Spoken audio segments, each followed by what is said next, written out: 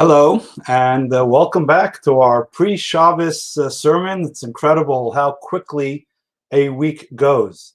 Before we begin, we had some issues this week with sound, so those of you that are watching, and I see there's a bunch of you out there, if you can just make a comment and let me know that the sound is good, that you hear me properly, and then we will begin.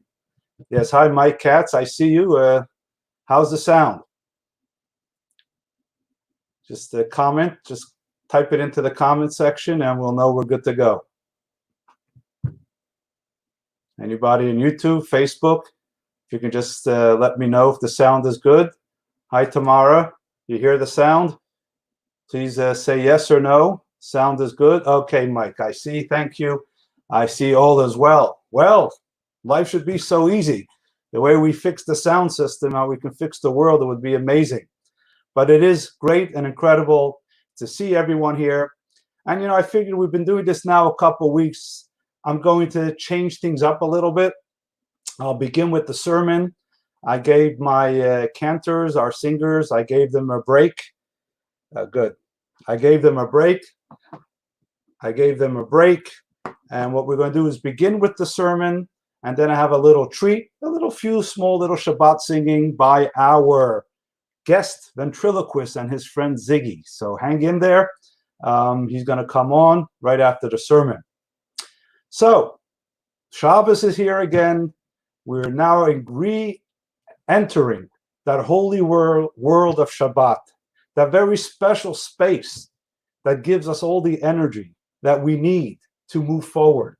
As I mentioned in the beginning of our series, that there's an old Jewish saying that Jews didn't keep Shabbat, but Shabbat kept the Jews.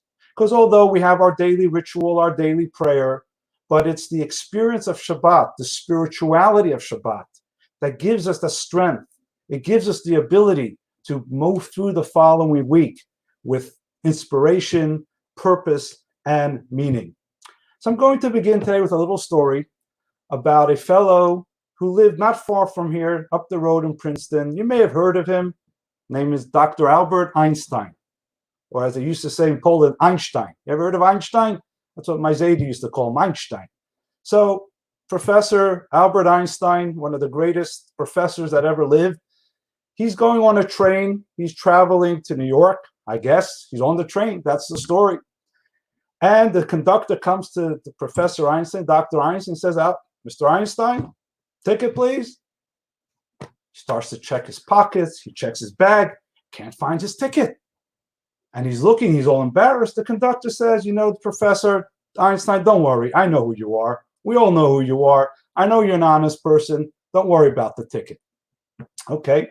Conductor goes to the end of the train. Before he goes into the next car, he turns around and he sees Albert Einstein is there on the floor looking up. He's like all frazzled. He goes back and said, Dr. Einstein, don't worry. I know who you are. Don't worry about it. And Dr. Einstein turns back to the conductor and says, young man, I also know who I am. I just don't know where I'm going. Those who heard of the absent-minded professor can relate to that story. He knew who he was, but he didn't know he was going. A ticket told him where to go. And many times in life, we feel the same way. Do we really know who we are? Do we really know where we're going, the direction of our life? And you know what? So many times in life, we're just so overwhelmed with what's going on, and we're so in a routine, in a system, that even if we think about it, we suppress that question. But now over the last 6 weeks, when all of that was upended, everything that we thought we knew where we were going hit a brick wall. Now where are we going? Do we know where we're going? So I want to talk about that today. And I want to talk about that today in the context of a recent phenomena that I have been, I won't say bombarded with, but almost everyone asks me, says, Rabbi, did you watch Unorthodox? See, people have a lot of time now. So they go to me, since I guess I'm Orthodox, say, Rabbi, did you watch Unorthodox? What do you think about it? And I tell them, I'll tell you the truth. I have not watched it, so I don't know what to think about it. But the name intrigues me. The name resonates with me. I love the word unorthodox. It's powerful. And that is something that preceded Netflix. The idea of unorthodox. I'm not sure how they present it, but I want to tell you how I present it and how the Torah presents it many, many years before Netflix. Over the years, what's really been what bothers me most, I must say, in my work, is when I try to meet and reach out to a fellow Jew who's not observant, who's unaffiliated, who's maybe not as learned as they would like to be, he or she would like to be. And when I come to them, they say, Rabbi, it's nice, but I'm not Orthodox. I'm not religious. I'm this, that, or I'm nothing. I'm not Orthodox. So, we really don't have a relationship. That bothers me. Or if I meet someone and they tell me, Rabbi, I'm not a good Jew. I didn't even have a bar and bat mitzvah. It's like, you should know who I am. Like somehow that not having a bar and bat mitzvah makes you some kind of inferior Jew. And it bothers me because Judaism is too big to be pigeonholed by labels, to be defined by labels. Jewish experience is so powerful, too powerful to be defined by a moment of a person when they're 12 or 13, whether they did or didn't have a bar mitzvah. It's bigger than that. It's greater than labels.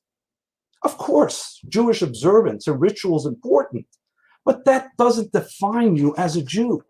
That doesn't make you a Jew.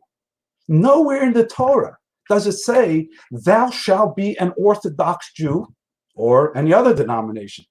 Nowhere in the Torah does it say, I love you because you had a bar and bat mitzvah. It doesn't say that.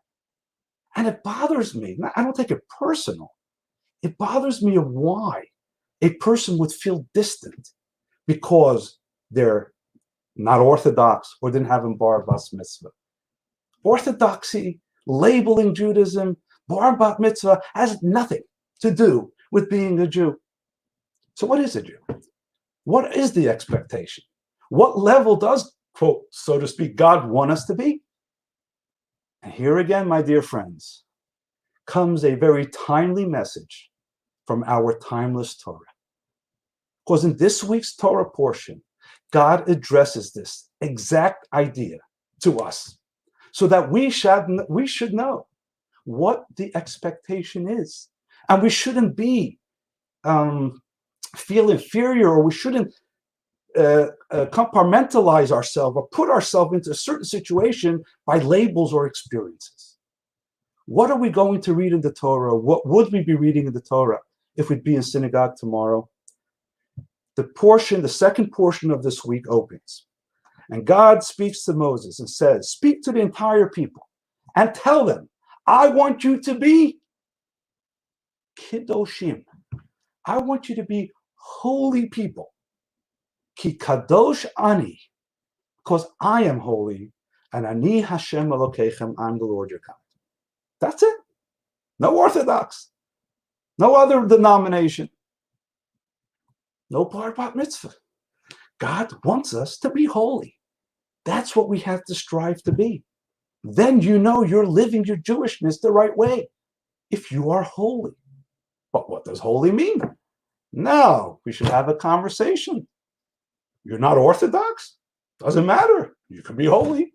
I'm Orthodox. It doesn't matter if I'm not holy. We have a common place to strive and to be holy. So what does being holy mean?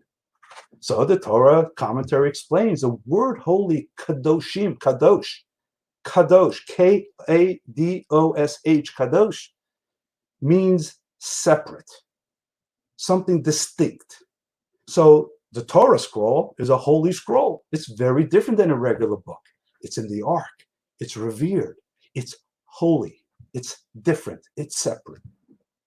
But there's another beautiful explanation about what the word kadosh, when God says, I want you to be kiddoshim, holy, but the Hebrew word is so much richer because kadosh, holy, also comes from the word kiddushin, which means marriage. Kadosh, be married, be in a relationship with me, ki kadosh ani, because I am betrothing you in the union of marriage. So when God tells us to be holy, what he's really saying is we are in this holy relationship. And marriage and separation is actually connected, because when you marry someone, you are now connected to them and separate from all the other people. Every other human being, you could be friends, you have to be friends, has your respect, but they don't have your commitment of marriage. I hope not. Then you're in problems. But in a very healthy marriage, a healthy marriage means there's a union between husband and wife, between these two individuals, that they become one, separate from others.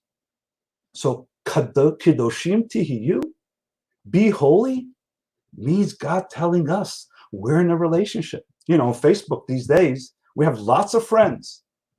But then there's those words, in a relationship. And frankly, and many of you know, that is the sign of commitment.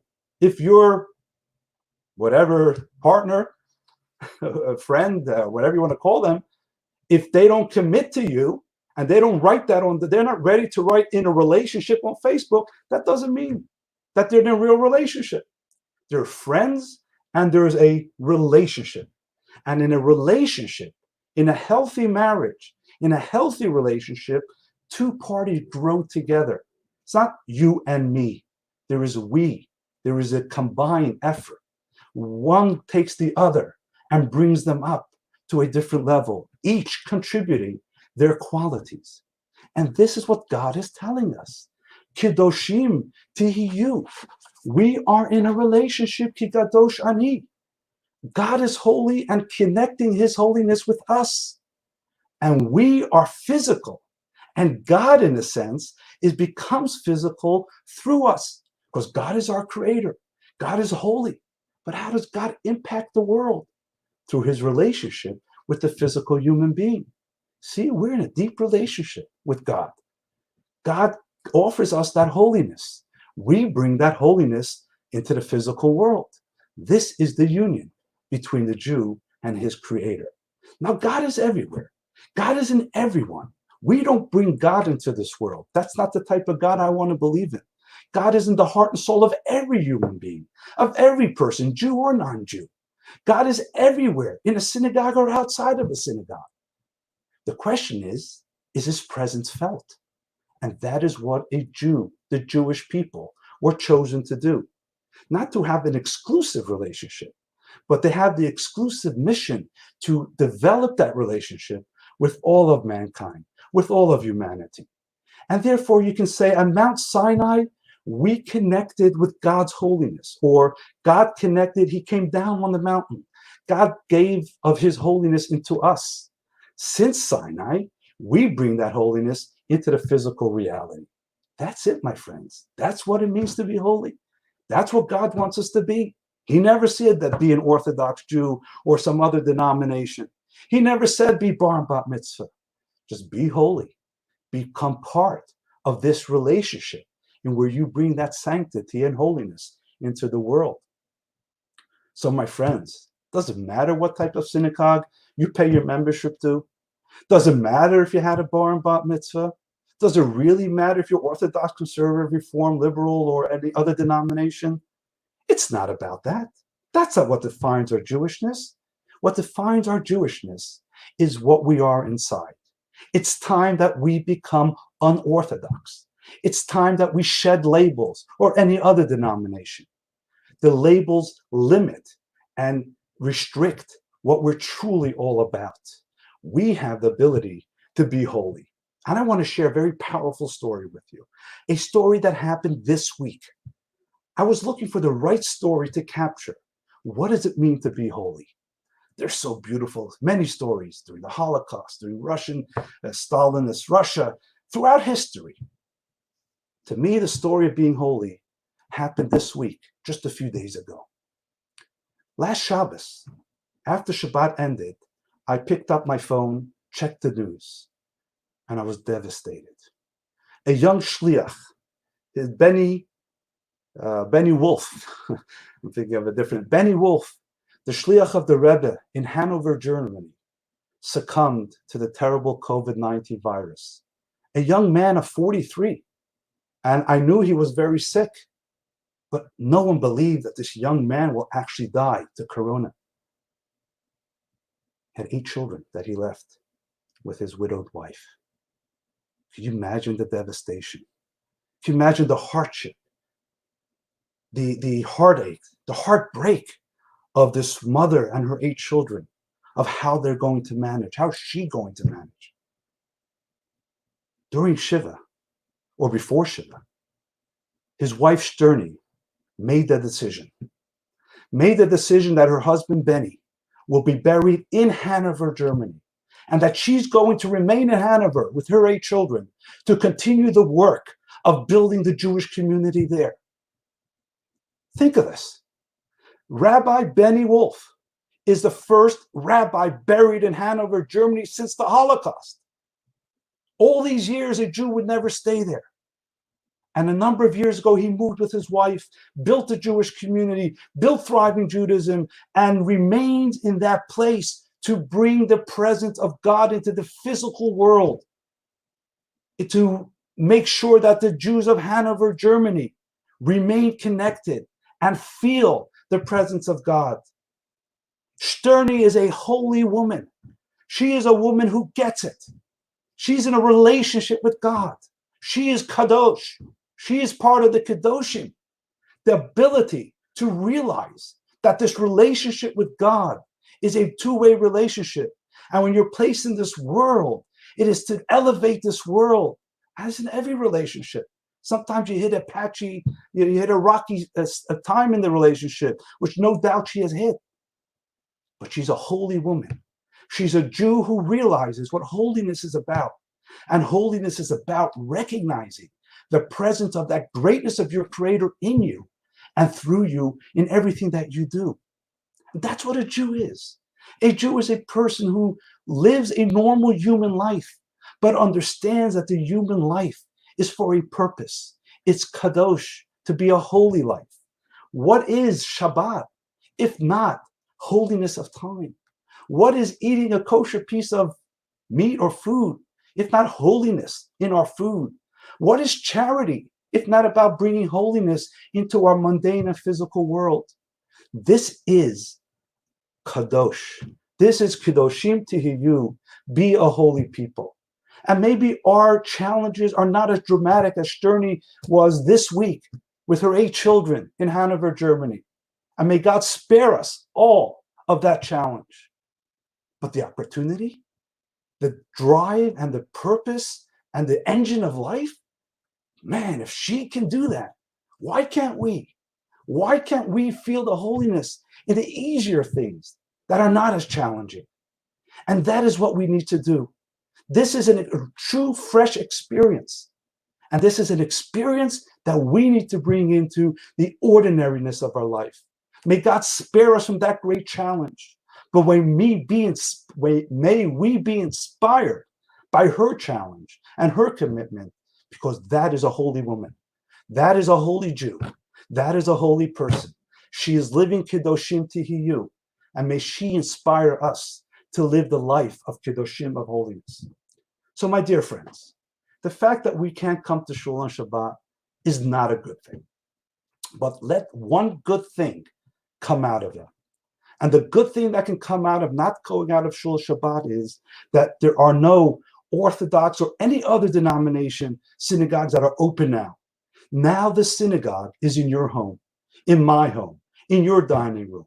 Now the ark that holds the Torah is not at the front of a building, but in our hearts. Let us find that space, because in that space, it doesn't matter what synagogue you belong to. In the space of our home, we are all equal. In that place of equality, we are all holy. It's time to stop being Orthodox in any other denomination. It's time to be holy and to feel the true message of our Judaism. And therefore, I would like to ask you all to do one thing now.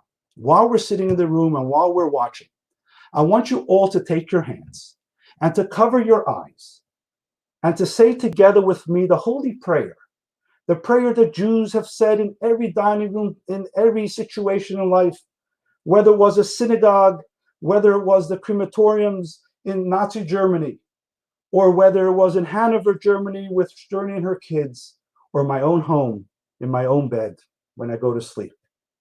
Let's say together, Shema Yisrael, Adonai Eloheinu, Adonai Echad.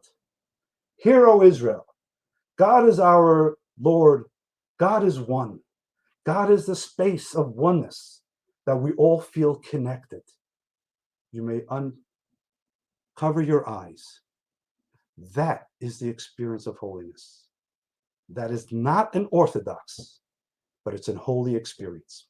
And we're going to continue to build on this theme throughout the week, through our morning sessions, through the 12 big ideas and the inspirational stories that I bring, to develop this theme of this relationship, of this purpose, of this special energy. But let me just conclude or begin with this little anecdote. There's once this fellow, an older man, who would take a train or a bus for an hour and a half every morning from his home to an old age home to be there at 8:30 in the morning. To be there at 8:30 in the morning to visit his wife in this nursing home. His wife was old. His wife was frail. She was immobile. And she was suffering from Alzheimer's. But he made sure that every morning he would be there at 8:30 to feed her, to hold her hand the way he did for the 60 previous years of his marriage. After a while, he would schlep every morning. The nurses in the facility felt sorry for him. And they said, you really don't have to do this because she doesn't even recognize you anymore. She doesn't even know you're here. To which the husband says, she may not recognize me anymore, but I recognize her. I still recognize her. She's still mine. That is a marriage. That is a healthy relationship.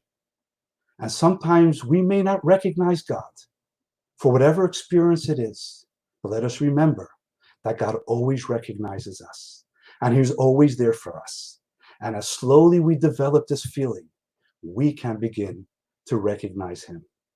I hope this Shabbos becomes the beginning of that journey for all of us, regardless of what level and what part of the journey you're on, to begin to take yourself, myself, yourself, all of ourselves to the next level of being holy and understanding this relationship. I want to wish you all a wonderful and tremendous, inspiring Shabbat. And I want to invite you to continue this conversation with me as we go through the week. If you go to our website, virtualjewishcenter.org, very easy, Virtual Jewish Center, what could be easier, .org. We have a list of all of our sessions. Every morning I lead a 15 minutes, but it's called 10-minute session with either a story or an idea that helps build this relationship. So as we continue in this journey of holiness, we will begin to recognize the one who never forgets who we are and always recognizes us. So have a wonderful Shabbos, but as I mentioned, we need some Shabbos song. We need some Shabbos spirit. And I promise you that we'll have a little bit of shake up here. So for this Shabbos song and for a little bit of a Shabbos entertainment, I've invited my dear friend Chuck, who's a ventriloquist, who comes along with his friend Izzy all the way from Arizona. Just a few minutes. Maybe you want to invite your kids. It'll be interesting to sing just a few Shabbos songs, give us a little bit of a Shabbos taste. Chuck, you there? Hello, hello, everyone. Shabbos is coming. Shabbos is coming. Who are you talking to? I'm talking to the Jewish community of Bucks County. And Rabbi Shem Tov and his wife Miriam from Lubavitch of Bucks County wanted us to come and say hello to you all, wish you safety, health, family, gesund, All of that. That's right. Just wanted to stay in touch. Because we're all social distancing. I've been doing that for a long time. What do you mean? I live in a suitcase. That's right.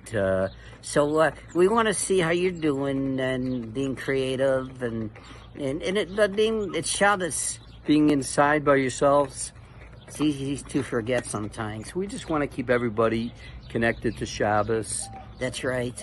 And you know what it says in the Torah, this too shall pass. That's right. So how about, would you like to sing some Shabbos songs? Actually, I like to make Kiddush first. Oh, you're going to make Kiddush. Okay. Will you do it? I'll do it. That's right. Baruch atah Adonai, Eloheinu melech haolam, borei pri hagafen. Very nice. Now it's my turn. I'd like to sing some songs. Zmiros. Shalom Aleichem, Alechei Asheres, Nalechei Elyon, Ni Melech, Nalechei Hanlachin, HaKadosh Baruch Hu. Very nice, Ziggy. You want to do the next one? No, you should do it. I'll start it with you. Oseh shalom bimramav. Hu Yaseh Shalom Aleinu, the Al Kol Yisrael, Vimru. Amen. Yaseh Shalom, hey, Yaseh Shalom, Shalom Aleinu, the Al Kol Yisrael, Yaseh Shalom, Shalom Aleinu, the Al Kol Yisrael. Yashkoach. Thank you, Chuck. Is that your real name? My real name's Chuck. Yes. Charles. Yes. Hebrew? Yecheskel. Yechechel. No. Yeah. Yecheskel. Y'all know Yecheskel then? Yosef. Yosef. Okay. And how about Lechadodi? Lechadodi likras gala b'nei Shabbat nekadela. Lechadodi likras gala b'nei Shabbat nekabla. So to everybody in Bucks County And anyone watching this anywhere else, we want to wish you a good Shabbos a good Shabbos. and stay healthy. And we should social distance now.